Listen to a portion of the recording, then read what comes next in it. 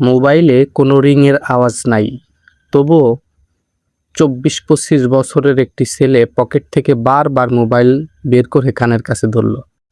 একটু পর পর সদ্য পৃথিবীতে আসা ছোট্ট শিশুর কান্নার আওয়াজ পাওয়া যায়। বেশ কিছুক্ষণ এমন শব্দ হলো। ছেলেটি বারবার পকেট থেকে মোবাইল বের করছে, একটু পর পর আবার সেই কান্নার আওয়াজ শোনা যায়। এবার আমি একটু হাসি মুখে জিজ্ঞাসা করলাম, কি ফোন আসতেছে? কথা বলতে হলে রিক্সা সাইডে থামিয়ে কথা বলেন ভাই।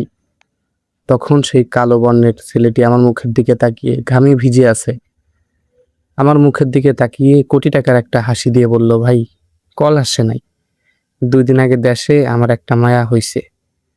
মায়ে ফোন দিছিল, মায়াটা কত সুন্দর কান্দে, সে কান্না রেকর্ড করে রাখছি। কিছুক্ষণ পর পর সেই রেকর্ড বাজায় শুনি, কি যে ভালো লাগে। তার এই কথাটা শুনে আমিও মনে মনে একটু হেসে দিলাম। আর ভাবতে লাগলাম, জীবন কত ছোট, জীবনে কত ছোট বিষয় নিয়েই সুখে থাকা যায়, তাই না?